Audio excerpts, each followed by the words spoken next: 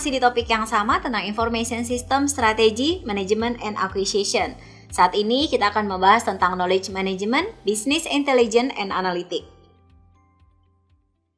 Knowledge Management termasuk proses yang diperlukan untuk menghasilkan, menangkap, mengkodifikasi, dan mentransfer pengetahuan di seluruh organisasi untuk mencapai keunggulan kompetitif.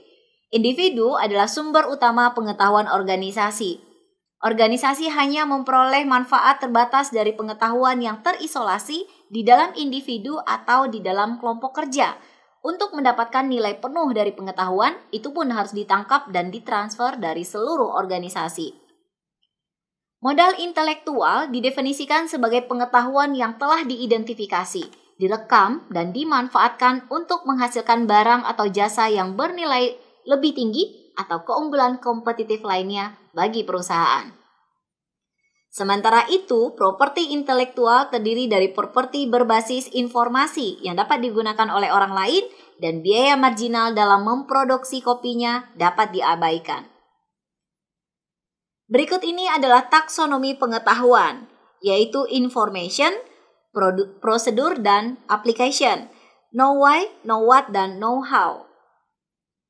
Tacit dan eksplisit merupakan bagian dari knowledge management, di mana tacit bersifat pribadi, konteks spesifik, dan sulit untuk memformalkan dan berkomunikasi. Ini terdiri dari pengalaman, keyakinan, dan keterampilan. Sementara pengetahuan eksplisit yaitu pengetahuan yang dapat dengan mudah dikumpulkan dan diorganisasikan serta ditransfer melalui media digital. Tacit dan eksplisit biasanya menggunakan based on Seichi Framework, yaitu sebuah framework yang digunakan oleh Nonaka yang kemudian dijadikan sebagai landasan dalam mengembangkan knowledge management. Yang terdiri dari tacit knowledge, explicit knowledge, kemudian ada socialization, externalization, internalization, dan combination.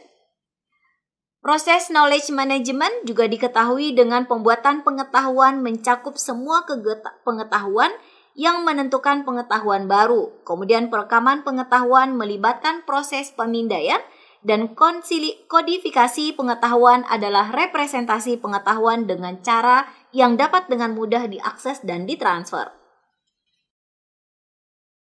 Berikutnya kita membahas tentang business intelligence. Business intelligence adalah istilah yang digunakan untuk menggambarkan serangkaian teknologi dan proses yang menggunakan data untuk memahami dan menganalisis kinerja bisnis.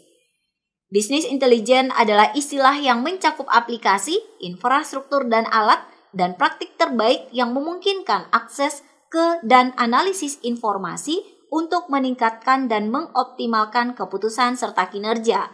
Hal ini bersumber dan diadopsi dari Gartner. Berikut adalah arsitektur BI Data Warehouse. Silakan perhatikan gambar berikut ini, yang terdiri dari data source, CRM, ERP, kemudian ada SCM, legacy, dan lain sebagainya, kemudian enterprise data warehouse menggunakan metadata repository, kemudian BI analytic menggunakan BI tools, dan lain-lain, kemudian user access.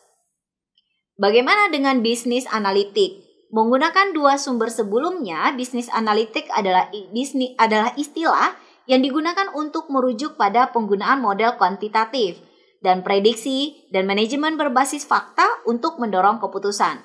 Dengan definisi ini, analisis bisnis adalah bagian dari BI. Kesimpulannya, knowledge management, business intelligence, dan data analitik serta big data merupakan bagian dari sekumpulan proses yang dapat membantu organisasi dalam mengelola perusahaannya, baik dari segi knowledge yang dikelola sedemikian rupa, kemudian mengintegrasikan semua sumber yang ada, serta mengintegrasikannya dengan menggunakan data analitik yang akan mampu menampung data-data big data, kemudian menjadikannya sebagai satu kesatuan yang utuh bagi perusahaan. Demikian, terima kasih.